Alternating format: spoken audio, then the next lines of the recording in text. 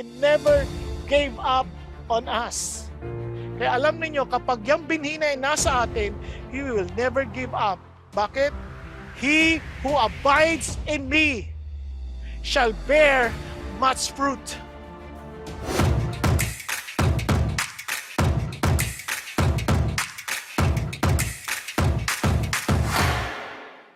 Pinagpalang araw po para sa ating lahat at purihin muli ang ating Panginoong Diyos sapagkat napakabuti niya sa atin. Ang bilis ng panahon, ano po?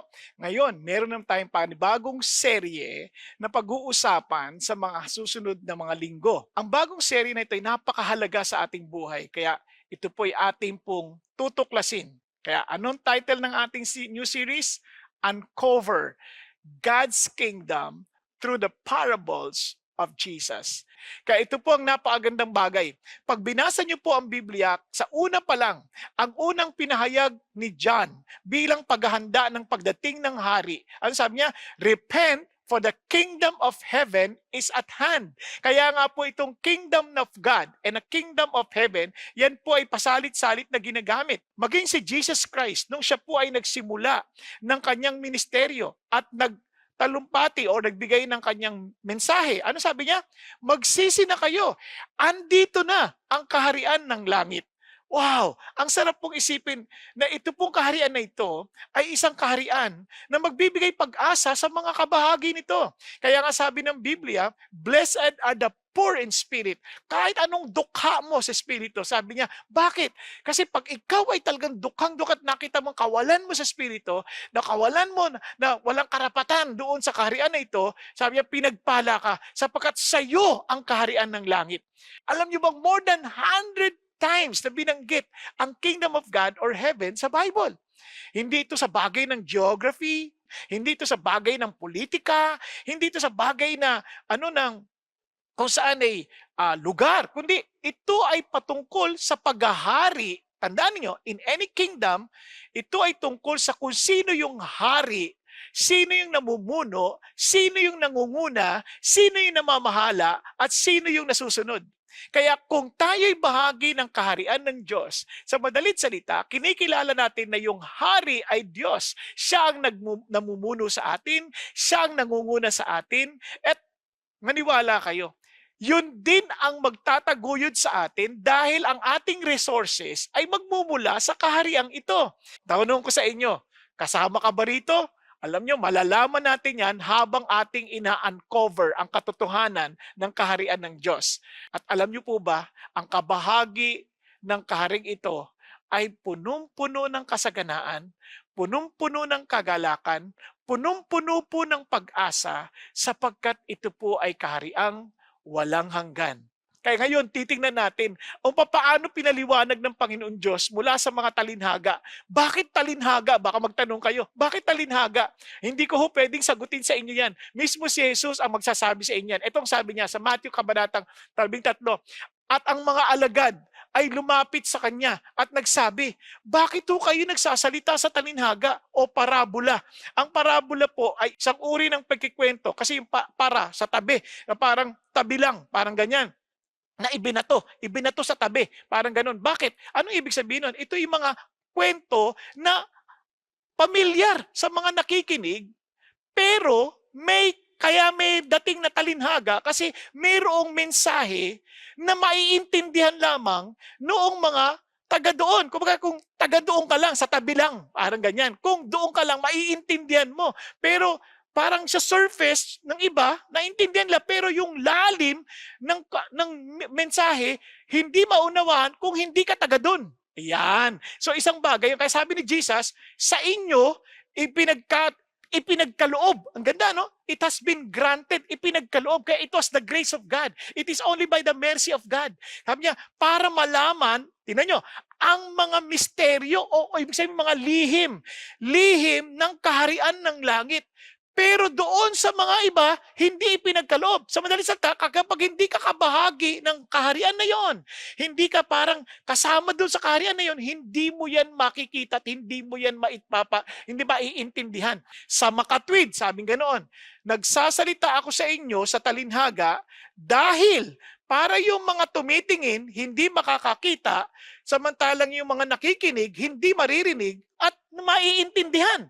Sa madalas, kung hindi ka kabahagi ng kaharian, hindi mo ito maiintindihan.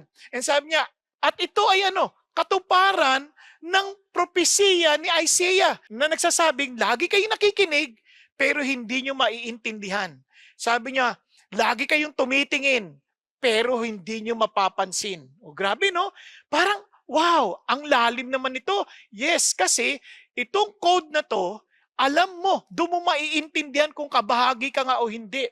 Kasi meron kayong ugnayan, nagkakaintindihan kayo. Kaya ito isang bagay na wag nating kakaligtaan when it comes to talinhaga. Kaya nga, andito tayo. If you are really part of the kingdom, hindi ka makokontento na narinig mo lang yung kwento. Talagang iintindihin mo ng mabuti. Di ba? O, tuloy tayo ha. Sabi niya, dahil ang puso ng mga tao ay lalong magiging tigang. And sabi niya, at sa kanilang mga tenga, lalong di makaririnig.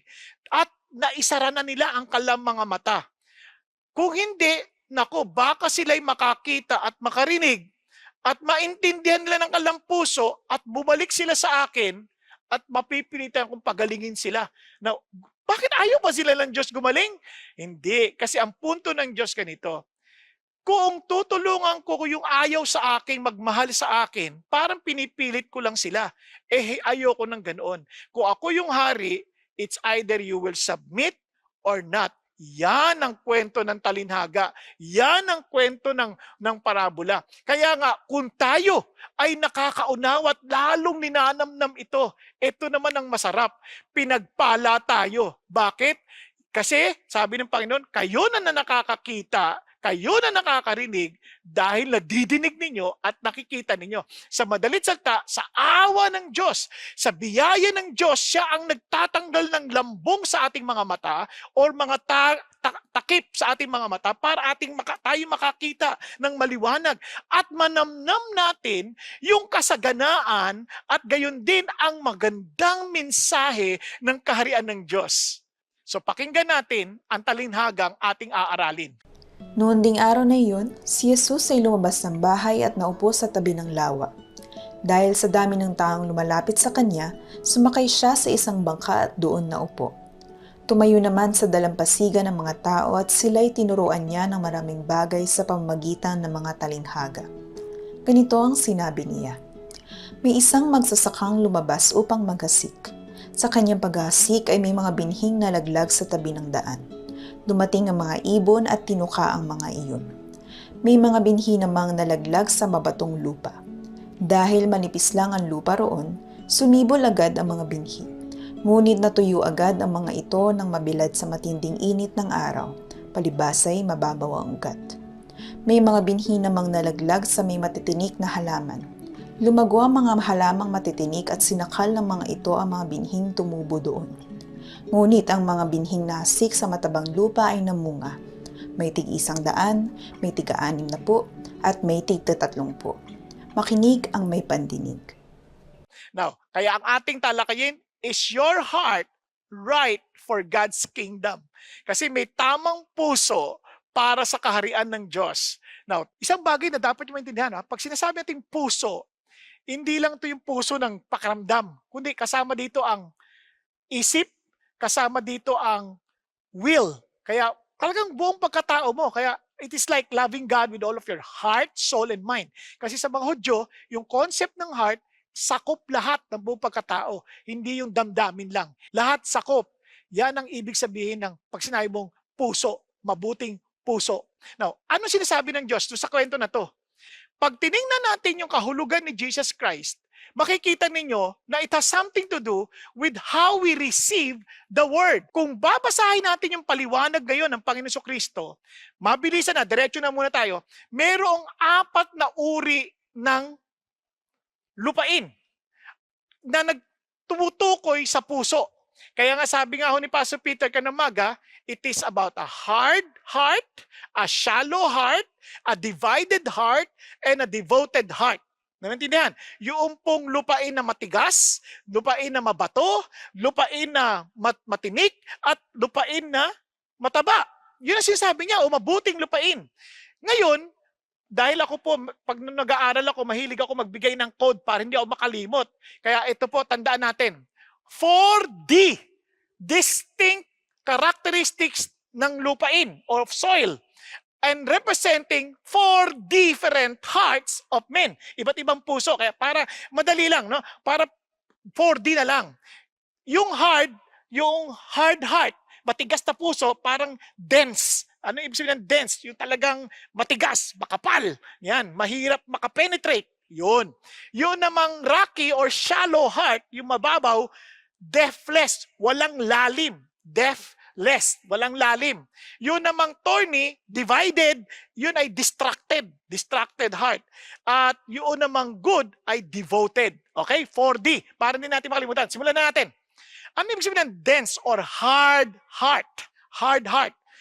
Sabi niya, listen then to the parable of the sower. When anyone hears the word of the kingdom and does not understand it, the devil, one comes and snatches away what has been sown in his heart. Naalala nyo?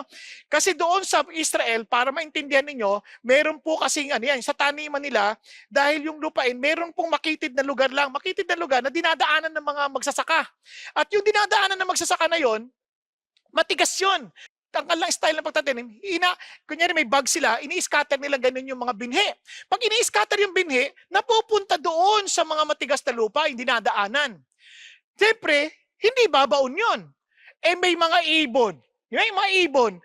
Kinakain nila yon. So, sa madalit salita, yung pakikinig ng puso na to, dahil matigas na, sa halip na bumaon, mayroon pang kukuha. May demonyo pa na kukuha.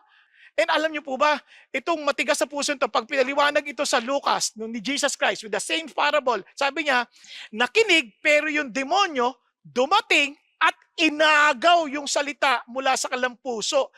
So para hindi sila maniwala, tingnan nyo, at maligtas.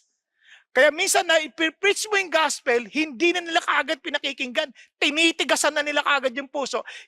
Kasi bakit? May demonyo. Anong ginagawa ng demonyo? Alam nyo bang may basic attack ang demonyo? Ano? Una, bibirahin ka sa kayabangan. Sabihin niyan, wala yan. Ano ka ba pag naniwala ka dyan, para kang hindi nag-iisip? Yung mga matatalinong tao, hindi naniniwala sa mga ganyang bagay. And sometimes isipin natin, magaling pa tayo sa Diyos. Kaya kahit anong himala nakikita mo, kahit anong gulo ng buhay na nakikita mo, hindi mo na pinapansin, pinagtitigasan pa rin natin yung akala nating tama. Yan ang isang bagay na ingatan natin. Ang isa pang problema, alam nyo, yung tinatawag nating phobia or fear. Sa takot natin, natalikuran, yung pleasure of sin. Kasi alam niyo naman ang Diablo, isa sa mga atake niyan, the lust of the flesh, the lust of the eyes. Yan, talagang, wow, talaga ipararamdam sa'yo. Yung tipong, naku, pagka lumapit ka sa Panginoon Diyos, tatalikuran mo na yung lifestyle na yan. Naku, wag ka. Yung iba naman, ito malungkot, because of their painful experiences. Lagi sasabihin ng Diablo, totoo ba yung Diyos na sinasabi ng mga yan? Ng mga sower na yan? Totoo ba yan? Isipin mo, kung totoo ang Diyos, bakit ka nagdudusa ngayon? Di ba nanalangin ka, pero hindi ka pinakinggan? Pag-isipan niyo mabuti. Kapatid, hindi ko minamalit yung pain na pinagdadaanan mo. I understand, it's hard. It's painful. Mayroon nagsabing ganun nasaan ang Diyos nung namatay ang aking anak? Alam niyo lang masasabi sa inyo, kung saan din ang Diyos nung namatay ang kanyang anak sa krus para iligtas ang sino man sa atin. Alam niya yung pain na pinagdadaanan natin. In fact, Jesus himself wept when he saw Mary weeping and the Jews weeping because of the death of Lazarus. He wept. Akala lang natin hindi naintindihan ng Diyos. Kaya nga sabi ni Santiago, putting aside all filthiness and all the remains of wickedness, in humility, receive the word implanted, which is able to save your souls. Magpakumbaba tayo. Isang tabi na natin yung mga kabalbalan natin. Isang tabi na natin yung mga bagay na masasama. Magpakumbaba tayo sa Diyos, yung mga pinagmamayabang natin. Nang sa gayon, yung tinanim na binhi ay talagang maitanim at mailigtas tayo sa ating mga kaluluwa. Now, the mere fact that you're listening, the mere fact that you are now talagang trying your best to understand, Alam ninyo that our God is working in your heart kasi tinatawag ka ng Diyos pabalik sa kanyang kaharian. Baka bahagi ka sa kanyang kaharian. Pero kung talagang pinagtitigasan mo pa rin ang puso mo, tulad ni Herodes, na ayaw tumalikod sa kasalanan, katulad na talagang pinagtawanan pa si Jesus Christ, then alam ninyo, hindi natin makikilala at hindi tayo lalapit sa hari na tanging haring magliligtas sa atin. Now, kaya nga sabi ng Panginoon Diyos, alam niyo po ba, na ang magandang balita ay natatakpan para sa mga mapapahamak. Dahil ang kanilang Diyos ay ang Diyos ng mundo na nagbumubulag sa kaisipan ng mga hindi nagtitiwala. Nang sa ganun hindi na makita ang liwanag ng mabuting balita, ang kalwalatian ni Kristo, na siyang wangis ng Diyos. Kaya mga kapatid, tanungin natin sarili natin, kasama ba tayo? Ganto ba tayo? Tinigasan na ba natin ating puso? Ngayon, punta tayo sa pangalawa. Deathless. Ibig sabihin, shallow heart. Walang lalim. Yan ay napunta sa rocky soil. Paano yan nangyari? Nasabing ganon, the one sown with the seed on the rocky places. Remember, rocky places. This is the one who hears the word and immediately receives it with joy. Yun na nga talaga ito sa mga mabato. Wow, hindi na yung talagang bato-bato yun, hindi ganon. Sa Israel kasi, meron pong mga parte ng lupain. Lupa ay makikita mo. Pero sa ilalim, merong mga matitinding tipak ng bato. Malaking bato. Kaya hindi bumabaon, hindi nagkakaugat ng mabuti. Yun yung rocky na sisabing rocky soil. Eh sabing ganon, yan ay para din mga nakikinig ng salita ng Diyos, na tuwang-tuwa, ang saya-saya. Parang, yes! Hallelujah! I'm so blessed! Umiyak pa. Talagang nag-ano, minsan, iyak na iyak. Grabe, parang ganyan. Tapos, eto, yet, he has no firm root. Walang matibay na ugat. At sabing ganoon, kaya pansamantala lamang.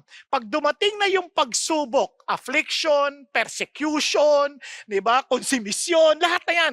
Nangyari, sabing ganoon, yung salita, nawawala, immediately falls away. Napansin nyo? Yung isa kinain, ito naman nawawala. Now, ano napansin nyo sa mga bagay na to? Pansamantala lang epekto. Para ang saya-saya tinanggap si Jesus. Talagang Lord, kayo Panginoon ko. Umiiyak, tumutulo luha. Etong problema, ang Kristyanismo, ang isip nila, parang magiging masaya na buhay ko, talagang iba. Wala na akong problema, wala na akong kalungkutang mararanasan, wala na akong pag-uusig. Everybody will become like a bed of roses. Wow, ang saya! Cloud9 experience. Yan ang Christianity. Pero hindi. Hindi yun ang Kristyanismo. Sabi ng Lord, when affliction, hindi if affliction comes, when afflictions, or persecutions, or consummation, lahat yan darating. Yan ay isang bagay na inaasahan sa Kristyanismo. No, tingnan niyo po, kaya sa Bible pa lang, kahit sila Paul, sinasabi na nila yon. Di ba? Who will separate us from the love of Christ? Will tribulation or distress or persecution or famine or nakedness or peril or sword? Parang kahit ano pang klaseng sitwasyon. Ang pag-ibig ng Diyos, panghahawakan namin yan. And sabi, si Jesus Christ na mismo nagsabi, no, sinasabi ko to sa inyo sa John chapter 16, sinasabi ko to sa inyo upang kayo magkaroon ng kapayapaan. Dahil dito sa mundong ito, marami kayong pagsubok na pagdadaanan, pero huwag kayong matakot. Bakit? Dahil napagtagumpayan ko na ang daigdig. Wow! Kaya hindi naman, ang Panginoon hindi ka parang binigyan ka ng, wala ka ng problema. Hindi. You follow me? Then you will have lots of tribulation. Di ba? Kaya nga, pero sinasabi ko sa inyo, blessed are those who have been persecuted for the sake of righteousness, for theirs is the kingdom of heaven. Sinasabi ko na sa inyo, pag ininsulto kayo ng tao, pinersecute kayo ng tao, at talagang pinagsasabihan kayo ng mga kasinungalingan, lahat ng uri ng kasamaan, dahil sa akin, magalak kayo. Sabi niya, magdiwang kayo. Bakit? Dahil dakila ang mga gantimpala ninyo sa langit.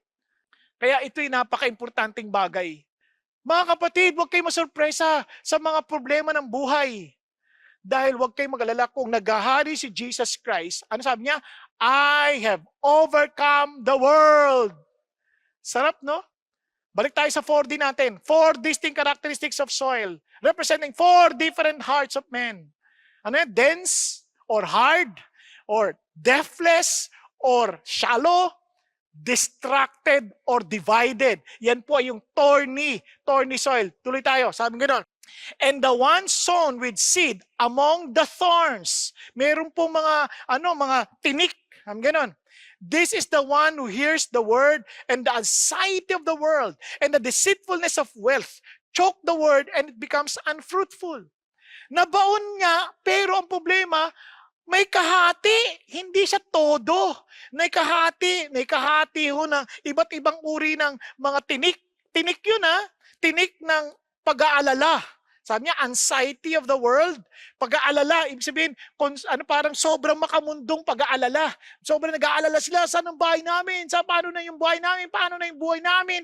Puro ganon, putong sa mundo. And sabi ganon, at ganon din sa kalinlangan ng kayamanan. Hindi naman masamang maging mayaman. Pero yung nalinlang na parang eto na ang pag-asa ko sa buhay. Ito na ang tanging kaligayahan ko sa buhay. Yun ang problema.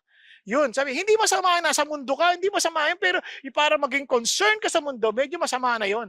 Kaya tinan nyo, sabi ng Panginoon Diyos, tandaan ninyo, no one can serve two masters. If you belong to my kingdom, kung kabahagi ka rito, wala ka ng ibang hari, wala ka ng ibang master, kundi ako lang. Ito mga taon to, gusto lahat makuha nila. Meron sila si Jesus Christ, meron sila ibang bagay, yung kayamanan, tsaka yung hindi pwede yun, mamimili ka lang. And sabi niya, either he will hate, look at the words, yung galit ka sa isa, at mahal mo yung isa. He will either be devoted, talagang kaya devoted heart, todo. Sabi niya, to one, and despise the other, talagang kasusok naman yung isa. You cannot serve God and wealth. Diretsahan na, wealth. Alam niyo ba bakit? Pag-isipan niyo, pag nagdidesisyon tayo, hindi naman natin tinatanong masusulong ba ang kaharian ng Diyos dito? O ang tanong natin, magkano bang kikitain ko dyan?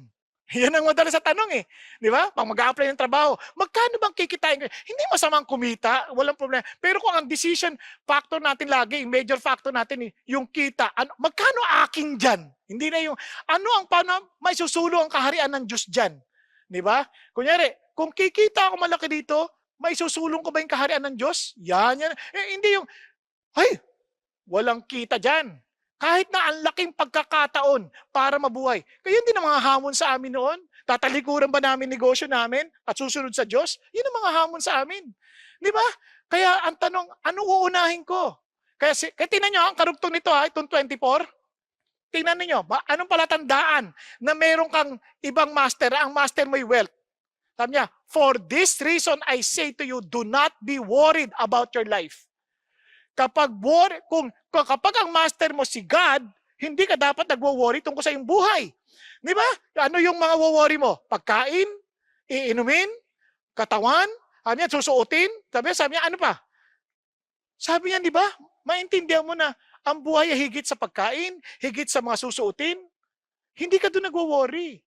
Ang utak mo, ano yung pinagagawa ng Diyos? Kaya seek first His kingdom and His righteousness, ang kanyang kaharian at katwiran. Ano sabi niya? And all these things shall be added unto you. Lahat ng kailangan mo, idadagdag to sa'yo. Siya bahala ron. Yung hari ang concern doon. Ngayon, para sa pang-apat na D, devoted. Bakit devoted? Let's go to this. Sabi niya, but the one sown with seed of the good soil, this is the one who hears, nakinig, the word, and understands it. Diba? Kaya alam nyo, kung talagang seryoso tayo, talagang di natin babasahin lang, lagi nating babasahin, lagi nating iniisip. Sabi ng Joshua chapter 1 verse 8, this book of the law shall not depart out of your mouth, but you shall meditate on it day and night. Pinag-iisipan mo talaga ng mabuti, ninanamnam mo ng mabuti, that you will be careful to do everything written in it. Maingat mong i-apply. Maingat mong sasagawa. So how can we understand? Yung iba pagkabihin mo lang, ay alam ko na yan, nabasa ko na yan. Hindi, pakinggan mo ng mabuti. Yun ang sinasabi ng Panginoon Diyos, understand. And indeed, bears fruit. Magbubunga ngayon yan. Kasi pag naintindihan mo, nanamnamin mo yan. Magbubunga yan. And sabi niya, and produces some. Etong tiyak mo, alam mo na tama yung tama ng binhi. Alam mo, tama yung puso. Dahil magbubunga ng 100, 160, at 30 ulit. Wow! Hindi naman niya sinabing pare-pareho ang dami ng prutas, pero isang tiyak tayo, ang totoong devoted na puso, imposibleng hindi magbunga. Kapatid, ano napansin ninyo? Sa lahat ng mga sinabi, yung hard, kinuha ng ibon, ng demonyo. Yung rocky, hindi tumagal pagdating ng pagsubok. Ito, hindi nagbunga. Isang test na maintindihan nyo sa puso, nananatili. Nananatili. Nag-stay. Kaya nga sabi sa John, di ba? They went out from us because they do not really belong to us from the very beginning. Kasi ang totoong binhi na talagang kabilang sa kaharian ng Diyos, hindi yan sumusuko. Hindi yan nawawala. Kaya kahit masabihin pa natin, ako Christian na ako, biglang nawala. Alam mo, hindi totoo yung lupain. Yung puso may problema, hindi yung binhi. Natuloy tayo. In Luke 8:15, but the seed in the good soil, these are the ones who have heard the word in an honest and good heart. Matapat na puso. Kung yung baga, Lord, hindi ko po ito kaya.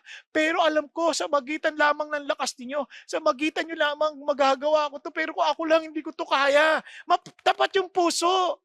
Di ba? Hindi niya niloloko yung sarili niya. Hindi makikinig, tapos di naman i-apply. Tapat yung puso, sabi niya, and good heart, and hold it fast. Pinangahawakan ng mabuti, and bear fruit with perseverance. Ulitin ko, isa sa mga palatandaan, hindi yan susuko. Ilalaban niya yan na naniniwala siya, ang kanyang hari ay ang hari who overcame the world and never gives up. Hindi tayo sinuko ni Jesus Christ. When He was being tortured, when He was being brought to the cross, lahat na parang dito pa lang pwede na siyang mamatay. Pero hindi siya pwede mamatay sa latigo na yon. Kailangan mamatay ako sa krus kasi kung hindi ako mamamatay sa krus, hindi ko sila maliligtas. Hindi niya sinuko. Bakit? Iniisip ka niya. Iniisip niya ako. Sabi niya, hindi kita isusuko. Kailangan ako mamatay sa krus. Kailangan ko matapos ang buong kapalatuntunan ng Diyos. Dahil siyang haring magliligtas sa atin. That He will transfer us from the kingdom of darkness, from the dominion of darkness, to the kingdom of the Son of God, Jesus Christ. He never gave up on us. Kaya alam niyo kapag yung binhi na ay nasa atin, He will never give up. Bakit? He who abides in me shall bear much fruit. Kaya magbubunga, mananatili kay Jesus. Kaya for those who believe, ano sabi ni Jesus? For those who believe. Sabi ganoon. Sabi ni Jesus mismo, if you remain in me, truly, you are disciples of mine. Yun ang totoo. Madaling sabihin, naniniwala ako. Pero will you remain? Will you abide? Will you bear fruit? Anong prutas? Di ba naalala yung sabi ni Jesus? Abide in me, for I am the vine and you are the branches. What else can you expect? Kung ang puno ay mangga, ano bunga? Mangga. Kung ang puno ay lansones, anong bunga? Lansones. Kung ang puno ay si Jesus, anong bunga? Maraming magiging kabahagi at kaisa ni Jesus na magniningning bilang imahe ni Jesus sa lupa na ito. Bahagi ng katawan ni Jesus. Kapatid, kaya ho sa bahagi nito, tatandaan ninyo, sino ba yung sower? Hindi pa tayo tapos. Yung soil lang nakita natin. Sino yung sower? Si Jesus at ang kanyang mga alagad na hinirang niya para kanya ipapadala. Kaya sabi ni God, pakinggan niyo mabuti, peace be with you. As the Father has sent me. Kung pinadala ko ng tatay ko, pinadadala ko rin kayo. Kaya sabi niya rin sa John chapter 13 verse 20, sinasabi ko sa inyong katotohanan, sino mang tumanggap sa pinahayo ko o pinadala ko, sabing ganoon, ay tumatanggap sa akin at sa aking Ama na nagpadala sa akin. Now, importante yan. And don't you know that you and I are being sent by God? Ano sabi ng Lord? Go! Therefore, humayo kayo. At sabi nga, ano sinabi niya? Make disciples. Baptize them in the name of the Father, the Son, and the Holy Spirit, and teach them to observe. Turuan mo silang sumunod sa lahat ng aking ipinag-utos sa inyo. And tandaan nyo to, I will be with you. Yung hari nyo, kasama nyo, even to the very end of the age. Mga kapatid, pag-isipan ho ninyo ng mabuti. Pag-isipan nyo, are you really part of the kingdom? Malalaman nyo, test your heart. Test your fruitfulness. And you will know. Kung hindi pa kayo bahagi ng kaharian ng Panginoon Diyos, at nararamdaman nyo ngayon ito, then be honest enough. Be humble enough. Aminin mo, Lord, wala po ako talagang uhaw sa iyong salita eh. Pero I want to be part of your kingdom. And here's the good news. He came to call those who want to be part of His kingdom to come. Be humble enough and say, gusto ko po magpasailalim sa inyo. Kung paanong sinakop ng ibang mga hari sa magitan ng pagpatay sa mga tao para sila makabahagi ng kaharian. Kung susuko sila o hindi, si Jesus, siya ang namatay para ikaw at ako'y makabahagi sa kanyang kaharian. Gusto mo bang tanggapin ang haring ito sa iyong buhay? Sabi mo, ikaw na hari ng buhay ko. Ikaw na masusunod sa buhay ko. Na palatuntunan mo na ang susundin ko, hindi sarili kong palatuntunan. Na ang buhay ko'y sa iyo lamang. Kapatid ko, yan ang laubin ng iyong puso. Ba't di ka magpakumbaba? Sabihin mo, Panginoong Jesucristo, tinatanggap kita ngayon bilang aking hari, bilang aking Panginoon, bilang aking tagapagligtas. Tulungan niyo, Panginoon, na hindi lang ito damdamin, kundi ito isang pusong handa at bukas at handang unawain ang bawat salita ninyo. At seryoso, Panginoon Diyos, susundin kayo.